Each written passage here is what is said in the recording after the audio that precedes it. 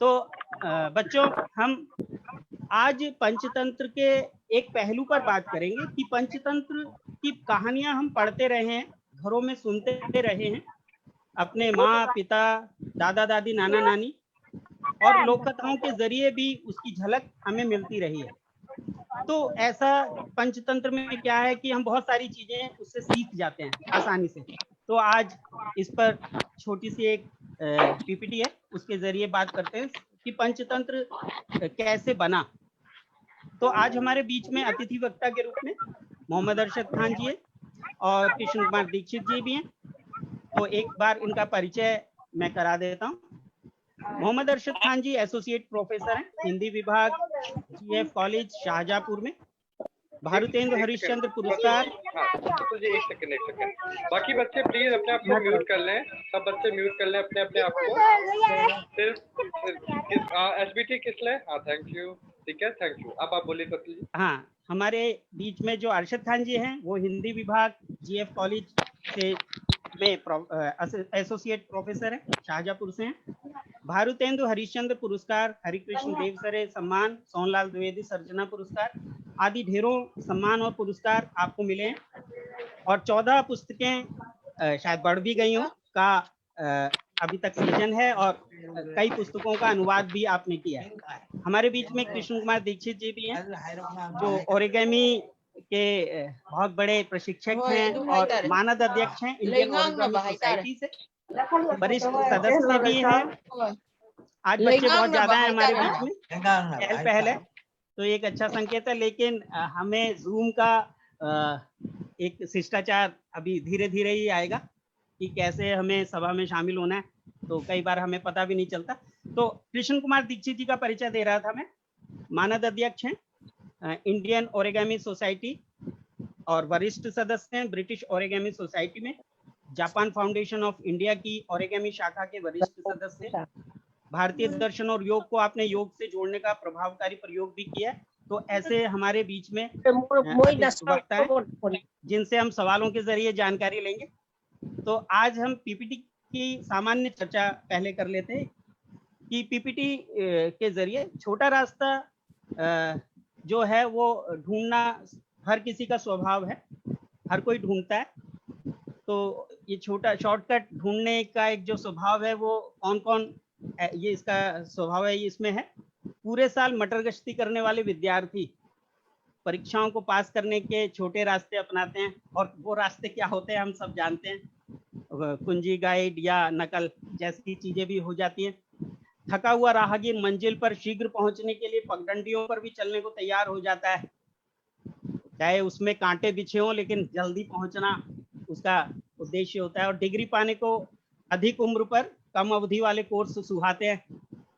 अगर हम ज्यादा उम्र के हो गए हैं और हमें एक डिग्री लेनी है तो सोचते हैं कि सबसे कम समय में कौन सी डिग्री मिल जाएगी, वो जो कि आत्मविश्वास बढ़ा देती है डिग्री। राजा अमर शक्ति की जो कहानी है, जिनके 3 पुत्र, उनको भी शायद यही दिक्कत रही होगी, जिनके जो 3 पुत्र थे, उदंड, अज्ञानी और जिनको वो विनयशील नहीं थे, दुर्विनीत थे, उन्हें सुधारने का हर उपाय नाकाम हो गया। उन्होंने बहुत कोशिशें की, राजा के साथियों ने, दरबारियों ने।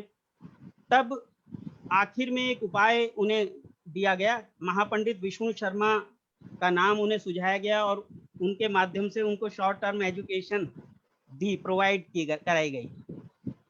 और वो शॉर्ट टर्म मतलब 6 महीने में उन्होंने उसको पूरा किया।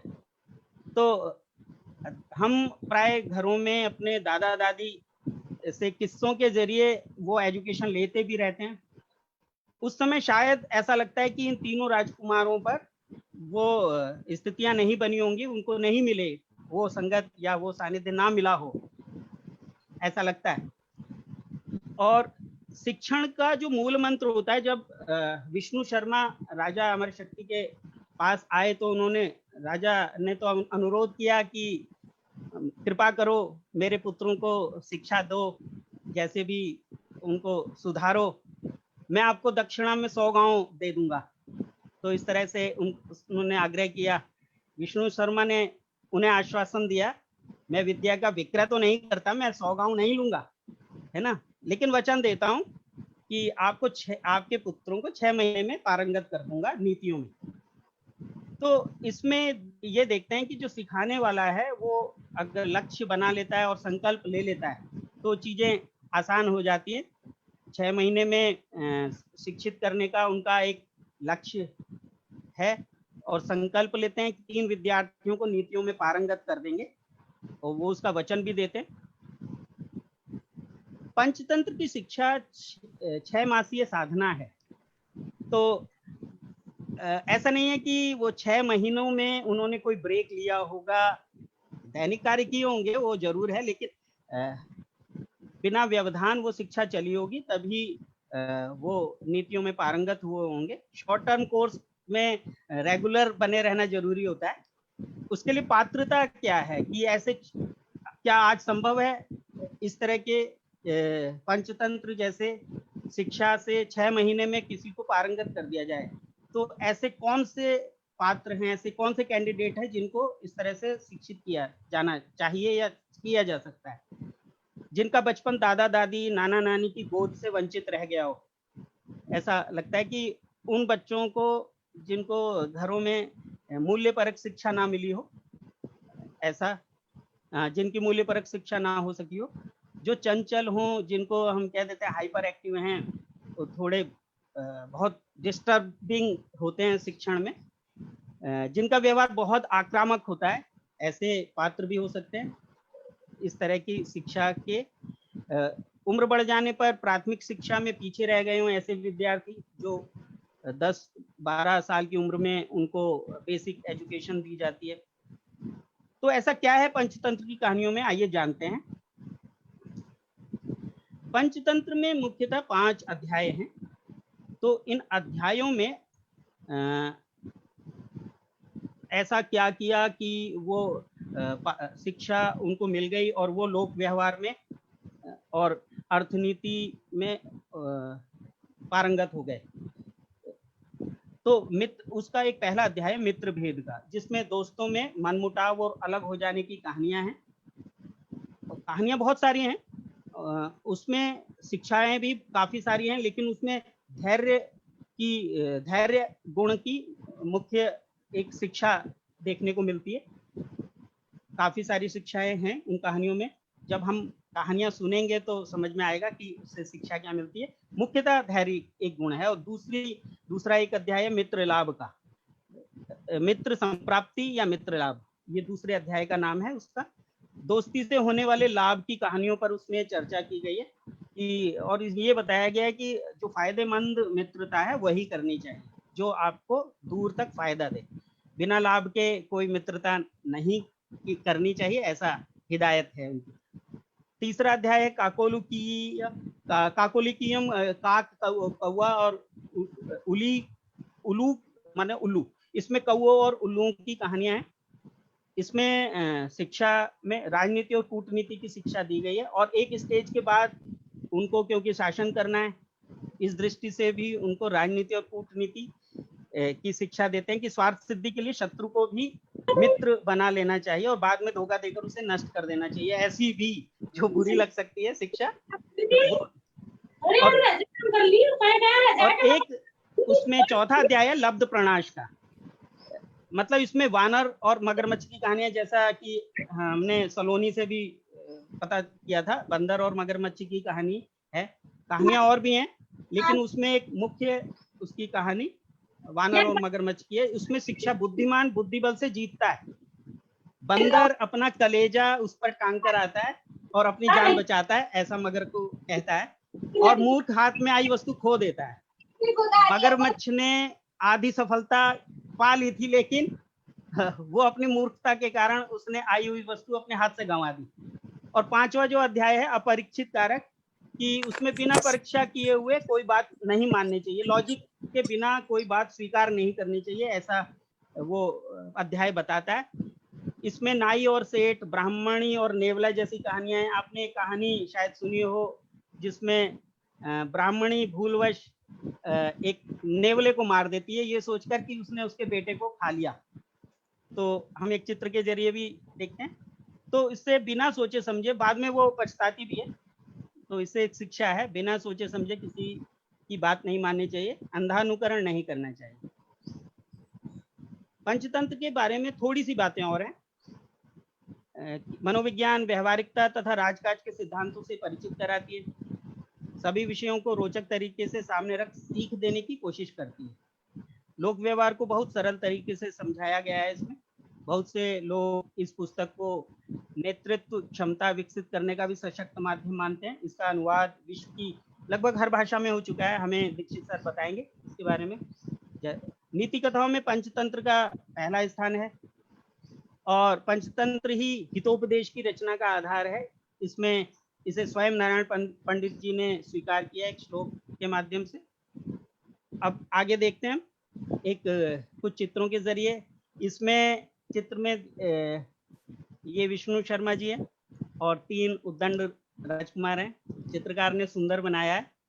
बच्चे तो होते सुंदर हैं, लेकिन उनका व्यवहार ही अखरने वाला हो जाता है जब उनको शिक्षा नहीं मिलती विधिवत। और ये एक कहानी शायद आपने सुनी हो, बंदर और बया की। बंदर गौरैया या बंदर बया, कई जगह बंदर और गौरैया भी, जिसमें वो चिड़िया घोंसले में है और वो बंदर को सलाह देती है कि तुमने अगर घर बनाया होता तो आज तुम भीगते नहीं, ठंड से ठिठुरते नहीं। तो लेकिन सलाह बिना नहीं देनी चाहिए, बिना मांगे, और बड़ा सोच समझ के सलाह देनी चाहिए, ये सीख है उसमें। साधु और चूहे की 2-3 कहानियां प्रसिद्ध हैं। एक तो बचपन में आपने शायद सुनी हो, मूषक पुनः मूषक कहा, चूहा फिर से चूहा बन गया। और एक साधु और चूहे की भी कहानी है, बहुत मजेदार है, शायद बच्चे सुनाएं ना, तो है बहुत मजेदार कहानी। और इसमें कौवे और उल्लू का 3रे अध्याय में हमने बात करी थी, काको उल्लू की। और तो कौवे और उल्लू के बैर, कौवे और उल्लू से जुड़ी हुई कई कहानियां हैं उसमें हैं। और ये बंदर और मगरमच्छ की कहानी बहुत सारे बच्चों ने सुनी, पढ़ी। और ये नेवले और ब्राह्मणी की कहानी, जिसमें बिना सोचे समझे उसने नेवले को मार दिया, जबकि उसने उसके बेटे की जान बचाई थी। नेवले ने सांप को मार दिया था और उसके मुंह पर खून लग गया था। तो इस तरह की कहानी है।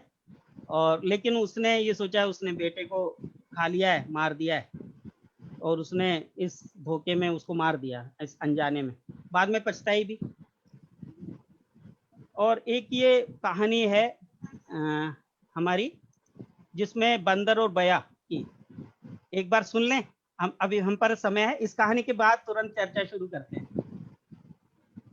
बच्चों, आपने पंचतंत्र की कहानी गौरैया और बंदर को तो सुना होगा। आज मैं उसे दूसरे रूप में प्रस्तुत कर रहा हूँ। नाम दिया है मूर्ख को उपदेश। एक पहाड़ी पर कई बंदर एक साथ रहते थे। पेड़ों पर ही नाचते, कूदते, छलांगे लगाते रहते थे।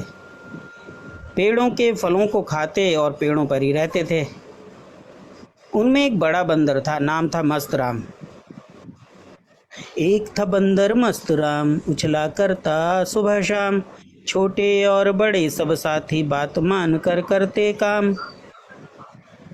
एक बार जाड़े के दिन थे, ठंडी हवा बह रही थी, बंदरों की ठंड से कपकपी छूट रही थी। उसने कभी आदमियों को ठंड से बचने के लिए लाल पीले पत्थरों पर हाथ तापते देखा था, इसलिए उसने भी ठंड से बचने के लिए लाल पीले गुंजा फलों को इकट्ठा करवाया और उसे आग मानकर हाथ पांव तापने के लिए सभी साथी बंदरों के साथ बैठ गया।